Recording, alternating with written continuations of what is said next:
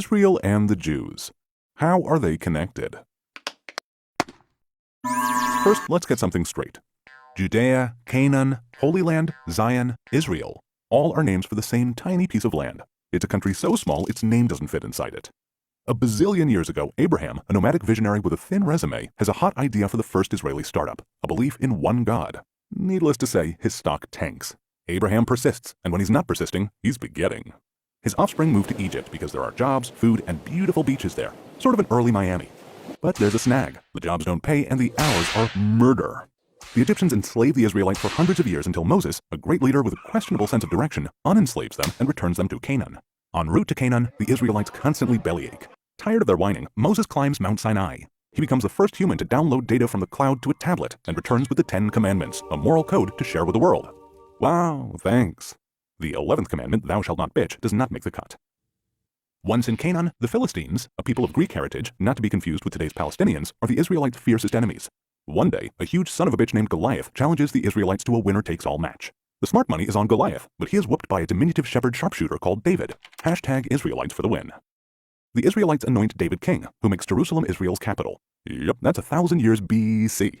The UN immediately condemns this as an immoral and irresponsible act that is meant to provoke the Palestinians. Not really. There was no UN, and 3,000 years would go by before the Palestinians would try to usurp this land. David's son Solomon builds the temple in Jerusalem. The temple has a good 400-year run playing to packed houses until the Babylonians destroy it. Most of the Jews are forced into exile.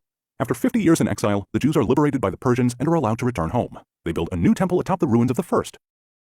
Then Alexander the Great, a great Greek king and, you guessed it, another invader, destroys Persia and takes over Judea.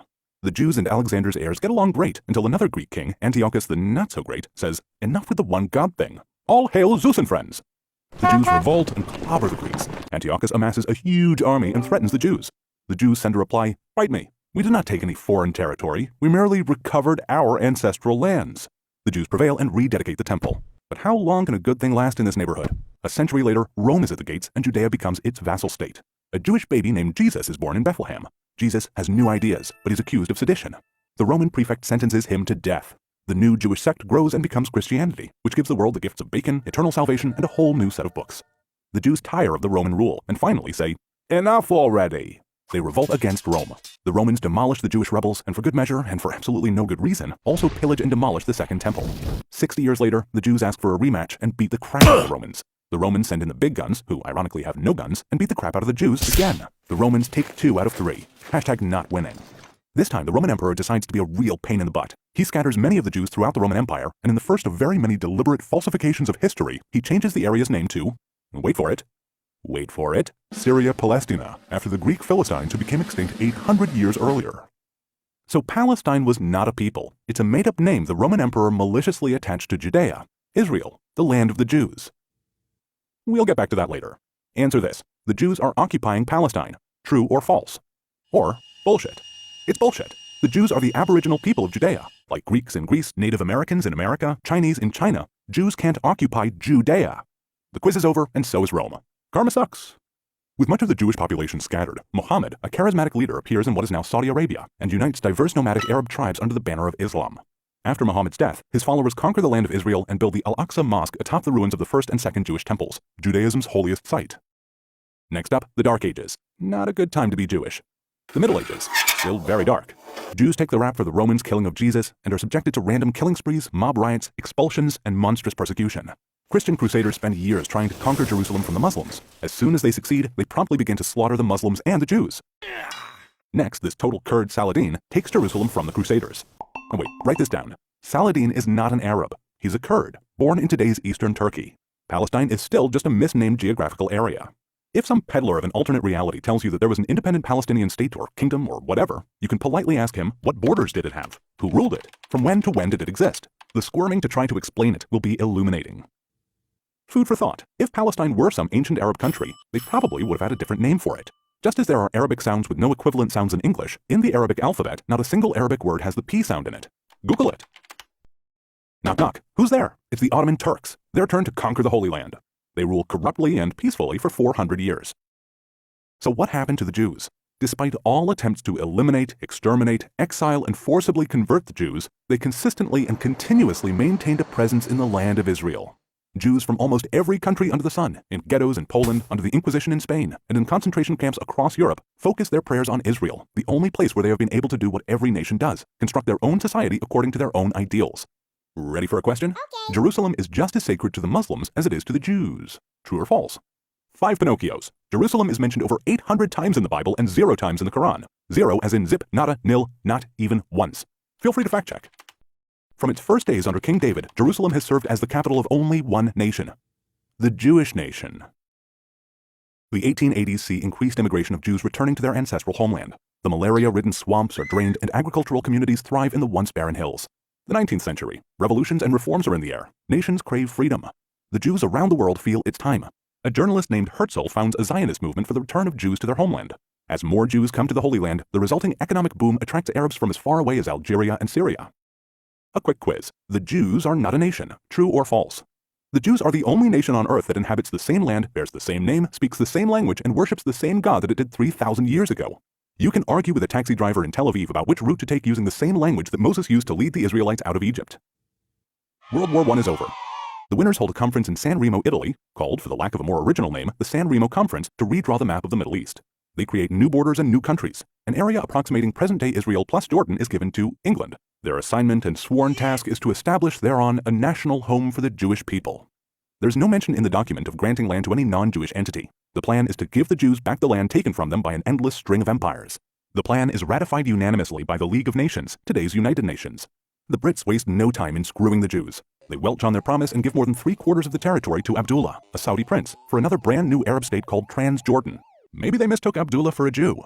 As to the rest, guess what? Of all of the new borders and new countries created since World War I, the only area that is referred to as occupied by some and disputed by others is that tiny piece of land allocated to the Jewish people. All other decisions are considered binding by most of the world. To prove their claim to the entire land of Israel, the Arabs launched terrorist attacks against the Jews. By this time, everyone living in the area called Palestine is called a Palestinian. This includes all the Jews, Arabs, Muslims, Druze, Christians, and a camel named Benny. In Europe, the satanic Nazis are dedicated to exterminating all the Jews. Jews everywhere fight on the side of the Allies. The Central Arab leader, the Grand Mufti of Jerusalem, meets with Hitler, and he's not there to talk about buying a summer home in Bavaria. 6 million civilian Jews, including 1.5 million Jewish children, are exterminated before the Nazis are defeated. But we digress. The land of Israel does not belong to the Jews as compensation for their suffering. It is theirs by indisputable aboriginal rights derived from their indigenous birth and uninterrupted presence for over 3,000 years. The Holocaust is over, but Arab attacks against the Jews of Palestine continue. Now, an actor who has disappeared 2,000 years ago comes for an encore, the armed and proud Jew. The Jews in their ancestral land of Israel establish armed organizations to defend themselves against Arab terrorists. When the British government closes the ports of Palestine and locks the Jews of Europe together with their exterminators, Jewish militias fight to expel the despicable Brits from the land of Israel. I say. After endless, fruitless peace talks to try to get the Arabs to accept any Jewish homeland in Israel, the British have had enough. They peace out and dump the problem on the newly created UN. The UN decides to divide the remaining small territory into the first Jewish state in nearly 2,000 years, a 22nd Arab state, and a third significant area that includes Jerusalem that would be internationally controlled. By 2021, the world is blessed with 56 Islamic countries, over 100 Christian majority countries, and one tiny Jewish state.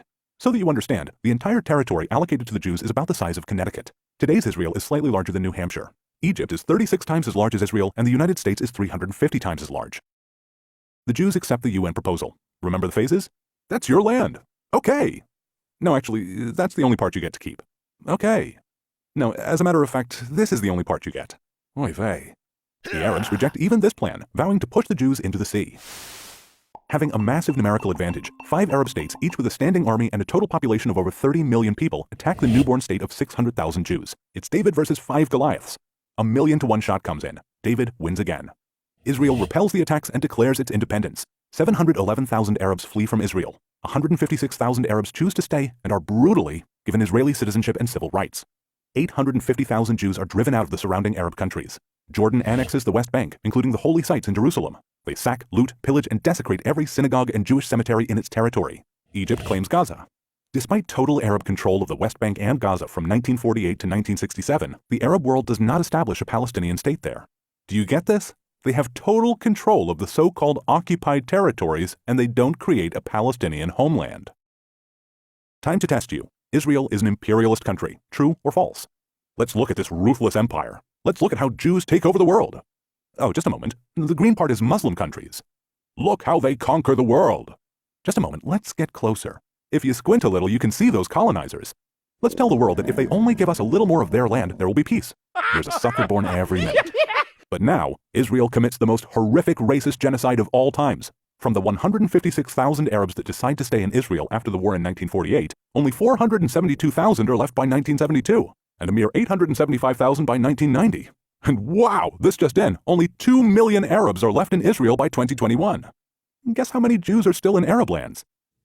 Hint, in most Arab countries, the number is so small a centipede could count them on his legs. Fast forward a couple of wars to 1964. The Arab League creates the Palestinian Liberation Organization, the PLO. They mobilize the local Arabs, indoctrinate them with hatred towards Jews, and unite them for the first time in history as the Palestinian people. Mazel tov, a nation is born, the Palestinians. Article 24 of their charter states that the Palestinians have no claim to the West Bank or Gaza, which were under the control of Jordan and Egypt respectively. Their charter calls for the total annihilation of the State of Israel. 3 years later, Israel liberates Gaza and the West Bank, and the Palestinians immediately amend Article 24. The stubborn Israelis refuse to be annihilated and are subjected to constant terror attacks continuing to the present day. Pop quiz. The terror is a result of the occupation. True or false? Trick question. What occupation? There is no occupation. Judea, Israel, is the land of the Aboriginal Jews. Their indisputable connection to their ancestral homeland is undeniable. It's in the archaeological evidence, the historical record, and the genetic analysis. Arab terrorism started about 50 years before what uninformed people call the occupation, so that can't be its cause. Is it retaliation by anticipation? And then there's this war that lasts 6 days. It starts when the Egyptian army moves towards the Israeli border and Egyptian President Nasser boasts, "My army will destroy the Zionist entity." 6 days later, Israel crushes the 4 Arab armies that attacked it, conquering the Sinai Peninsula, including Gaza from Egypt and the Golan Heights from Syria. They liberate the so-called West Bank, including the old city of Jerusalem from Jordan. After almost 2,000 years, the Israeli flag is raised over the Western Wall, a remnant of the Jewish temple, where members of all religions can now pray freely. Since it was built by King David, Jerusalem has been attacked 52 times, besieged 23 times, ransacked 39 times, destroyed twice, rebuilt 3 times, and captured and recaptured 44 times. 3,000 years later, Jerusalem remains the indivisible capital of Israel. No country's birth certificate is more legitimate than that of Israel. Pop quiz. Israel is rich and the Palestinians are poor. True or false? Mostly true, but why? Have you ever wondered where all the money donated to the Palestinians go, or how Yasser Arafat, the PLO's first president, became the first Palestinian billionaire? No clues needed here. The Palestinian Authority, to this day, uses the foreign aid it receives to pay over $345 million a year to convicted terrorists and their families. After another failed attempt by the Arabs to destroy Israel, a peace agreement with Egypt is signed, then with Jordan, and more recently with African and Gulf states. It just goes to show, when Israel has a partner for peace, it doesn't take long for peace to materialize. Pop quiz. Israel is an apartheid state. True or false? Hogwash. Over 20% of Israelis are Palestinians with full and equal rights. Among Israeli Palestinians are doctors, Supreme Court justice, generals, a Miss Israel, and members of parliament. The Arabic language is recognized under special status in Israel. Palestinians in Israel are freer than in any Arab state. Does that sound like apartheid? You call it. The Palestinians demand a state of their own, clean of Jews. That's because they hate racists. What is it about world leaders that they are comfortable with the concept that if it's a Jewish territory, the rights of the Arabs must be respected, but if it's a territory for the Palestinian state, it must be free of all Jews? What gives? In 2005, in a thunderstorm of irony, Israel commits ethnic cleansing. It forcibly relocates the entire Jewish population of Gaza, over 8,000 people, creating something that no other civilized country would dare do. With hope for peace, they hand over the entire area to the Palestinians without a single Jew in it. The gratitude is instantaneous. Rockets start flying into Israel. Instead of building Gaza into a thriving, peaceful society, it becomes a terrorist base hell-bent on destroying Israel. So deep is the Palestinian hatred of the Jews that in order not to be seen as taking anything from them, they demolish an extensive infrastructure of greenhouses purchased for them by American donors and which provided thousands of jobs. Here's a present. It's a quiz. Gaza is a huge concentration camp. True or false? It's a big fat lie. The most common medical condition among Gaza's women is obesity. Not exactly the usual concentration camp malady. It's true that to protect Israeli civilians, they can't cross into Israel, but they also share an 8-mile border with Egypt, a Muslim state. Why is it that only Israel is accused of not letting them out? Why don't their Muslim brothers allow them to pass through Egypt? It's for the same reason that Israel doesn't. 2005 sees an increased danger to Israel's security and legitimacy. The attempts to demonize, delegitimize, and criminalize Israel by some Arab nations is joined by non-state actors such as BDS, J Street, and the New Israel Fund. These Jewish and non-Jewish anti-Semitic provocateurs spread outright lies and malicious misinformation in an attempt to destroy the modern state of Israel. This is the sweetest thing that can be said about them. After Dachau and Auschwitz, Jews have learned to overcome the likes of these. But not everyone has been drinking from this anti-Semitic Kool-Aid. Many world leaders have loudly and consistently spoke out in support of Israel. Israel must exist and has the right to exist. Israel is the child of hope and home of the brave. You're just going to have to get used to the fact that Jews defend themselves. And another damn quiz. The UN is always condemning Israel. True or false? True. Israel is delegitimatized and demonized at the UN like no other country in the world. If Algeria introduced a resolution declaring that the earth was flat and that Israel had flattened it, it would pass by a vote of 164 to 13 with 26 abstentions. Over 70% of all UN General Assembly resolutions single out Israel. Criticizing Israel politics is not anti-Semitic. Disproportionately criticizing and demonizing Israel is anti-Semitic. When Israel expels 12 Palestinian agitators, the UN goes ballistic with condemnations. Kuwait and Saudi Arabia expel 1 million Palestinians after the Gulf War, and it's not even put on the UN agenda. Palestinians claim that the key to solving all the Middle East problems is the resolution of the Palestinian-Israeli dispute. If the pure force of repetition would make it true, then this claim would rank right up there with Newton's laws. A Sunni Muslim detonates a car bomb in a crowd of Shiites. In revenge, a Shiite Muslim blows up a sacred Sunni holy site. 1 million dead in the Iraq-Iran war. Bashar al-Assad uses chemical weapons on his people. Does anyone believe that these Muslim-on-Muslim atrocities would stop if we only resolved the Israeli-Palestinian conflict? Anyone? The Arabs could have had peace with Israel on very easy terms at any time since 1948. Every Israeli government attempts to reach a peace agreement with the Arabs. The so-called two-state solution is rejected again and again and again and again. President Trump's peace plan is rejected by the Palestinians sight unseen. That's more rejection than you get in show business. Last pop quiz, promise. If the Palestinians lay down their weapons, there will be no more war. If Israel lays down its weapons, there will be no more Israel. True or false? Unfortunately, true. Israel hopes for peace, although the Palestinians' answer is always the same. No! From the river to the sea, Palestine will be free. We promised to get back to that. Well, we are back. Palestine today is free, and once again called by its aboriginal name, Israel.